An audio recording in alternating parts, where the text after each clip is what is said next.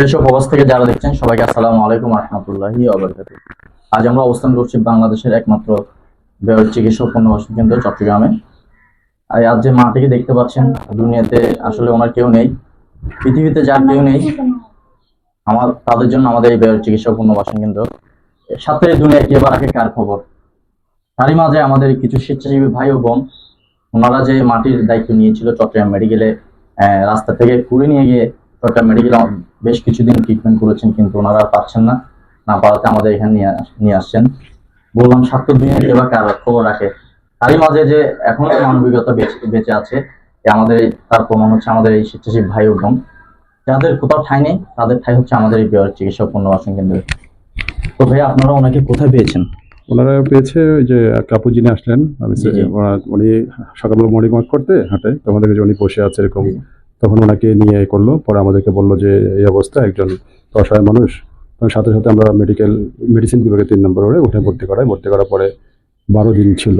পরে ডাক্তার ওনার সমস্ত ট্রিটমেন্ট করে দেখা গেলো যে ওনার আসলে দীর্ঘমেয়াদী চিকিৎসা দরকার। তো পরে দেখা গেলো যে এইরকম একটা সংস্থার খবর পেলাম যে আপু খুব ভালো করে করলো, তখন আপনাদের যে মানবিক সদন বাইরে এখানে বললো যেটা আর কি হবে।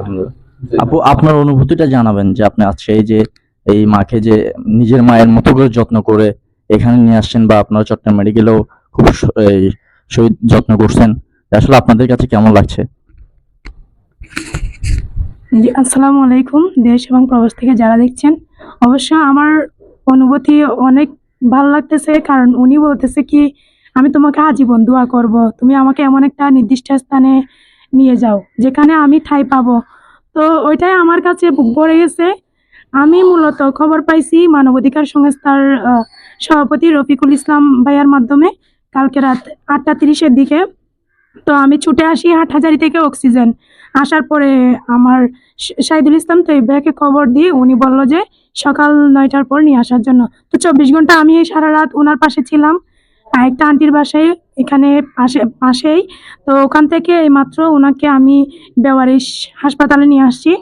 আমি টিম মানবিক শওকত ভাইয়াকে স্যালুট জানাচ্ছি, উনি যে বেওয়ারিশদেরকে এখানে আশ্রয় দিচ্ছে, সুযোগ করে দিচ্ছে, এটাই হচ্ছে ওনার জন্য বড় পাওয়া, যে উনি এই যে মাদের দোয়া পাচ্ছে, আরো জনগণের সম্মানটা পাচ্ছে, জনগণও এগিয়ে আসতেছে শওকত ভাইয়ের পাশে।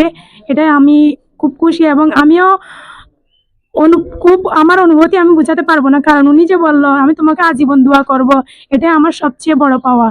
আশা করি সবাই এভাবে এগিয়ে আসবেন, যারা বেওয়ারিশ ছিন্নমূল আছে তাদের পাশে দাঁড়াবেন, এটাই আমি কামনা করছি। এই বলে আমি আমার সংক্ষিপ্ত বক্তব্য শেষ করছি। আসসালামু আলাইকুম। যে শুধু নিজের জন্য শান্তি খোঁজে, শান্তি তার জন্য নয়, শান্তি তার জন্য যে পরে কল্যাণে নিয়োজিত। আপনারা আমাদের বেওয়ারিশ চিকিৎসা পুনর্বাসন কেন্দ্রে আসবেন, দেখবেন, মা বাবাদের দোয়া নেবেন।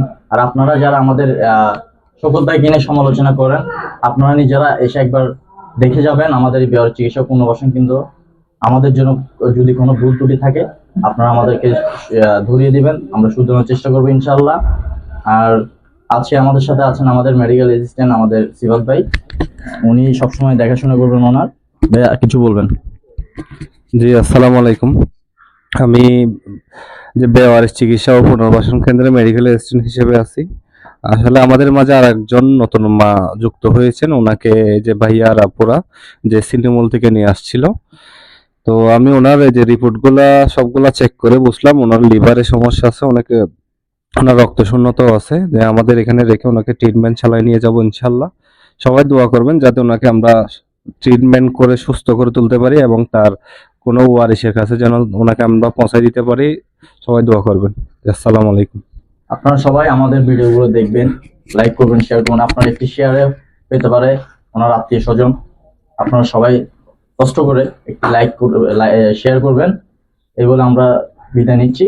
আসসালামু আলাইকুম রহমতুল্লাহ।